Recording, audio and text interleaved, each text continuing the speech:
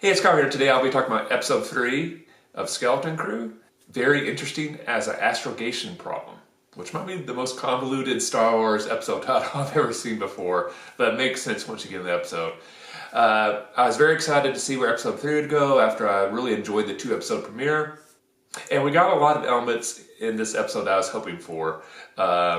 We learned more about Ad, or the mystery deepened. I think this mystery is definitely the part of the show I'm enjoying the most. I actually kind of wish we had a little bit more time with the parents at the beginning of the episode, or another flashback to them during the course of the episode, but we open on the parents as they've kind of gathered together waiting to get an official update from these safety droids about what's being done to find their kids. And the droid comes and like, oh, I've talked to the supervisor. Since the ships went past the barrier, there's nothing we can do. And of course, the parents freak out. And there's just these little lines that you hear in the background of the droid saying, like, communication past the barrier is not allowed. Travel past the barrier is not allowed. And those little lines, you're just like, what's going on here? This is very, very interesting. So I'm going to jump ahead in the episode, and later in the episode we get a little bit of a lore drop that there were these handful of planets in the Old Republic that were kind of treasure planets. They were kind of purposely hidden away, and all of them were destroyed somehow except Atten, that somehow remain hidden.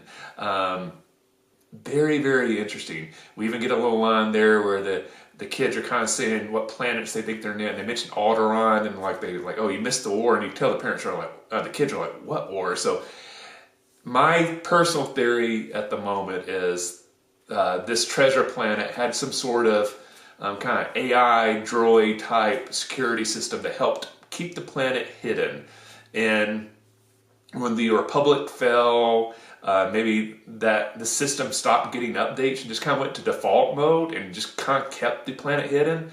And basically none of the people actually on the planet have any idea what's going on. They have no idea about the Empire, the fall of the Empire, the New Republic. They've been completely cut off. They have no idea what's going on.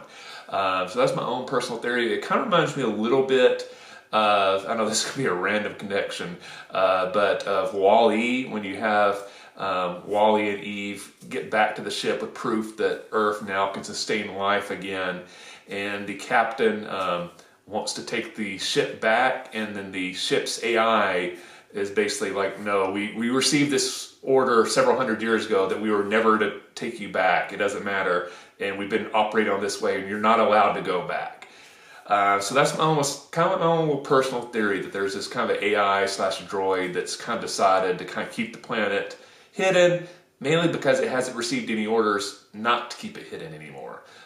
So I'll be very interested to see what is more revealed, but I would say this mystery is really got me intrigued, and I'm very excited to learn more about it.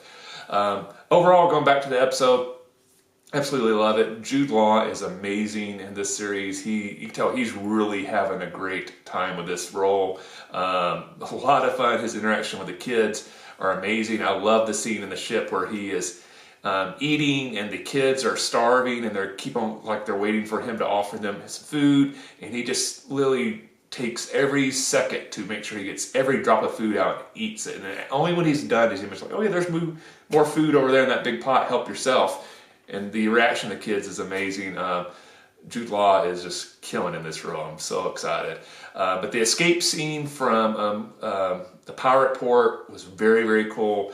Especially when the ship goes to hyperspace, when it's still hooked up to the fuel line, and that fuel line then kind of whips back and does all sorts of damage to the port. That was a really cool action scene and looked really good. Sometimes some of the Star Wars TV series, some of the battles or the space stuff doesn't look quite as impressive as some of the stuff in the movies. I thought this part was really well done, and I salute them for the special effects in this section. But the entire time you definitely have the kids are beginning to become a little suspicious of Jude Law's character. Is he really a Jedi? He seems really dodgy. This doesn't really seem like what a Jedi would be like. We're not sure. And then he takes him to a friend of his who he thinks will be able to help them find Ad, and that's when we get the lore drop about the kids not knowing about Alderaan, and she helps narrow down where the planet's going to be eventually because of some of the symbols that the Fern is actually wearing on her jacket. So we'll see if they were right. But we get this point that Jude Law's character started to call Crimson Jack, which I'm just going to call him like that because I love that name.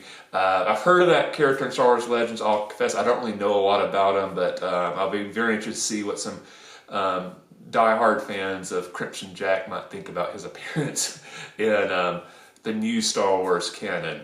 But then, you know, we've got Crimson Jack with the kids making their escape and now trying to make their way back to and I don't think we'll be going right back to and I think we'll be a couple more planets along the way. Maybe the ship's undergone some damage, or it needs to refuel, or they need some more food, or something like that before they actually get back home. But I'm hoping as that the series goes on, we get a little bit more of the parents, where this one we maybe got like a minute scene. I would have loved if we'd had like maybe 3 or 4 minutes at least, a little bit more. That would have been my only complaint. I would have liked a little bit more of the parents, but that's mainly just because I'm finding that part, that mystery, so interesting. I would love to get a little bit more from that side of the mystery as we're also learning stuff from the kids' side of the mystery. But overall, I really enjoyed it. I'm still excited to see how the series goes.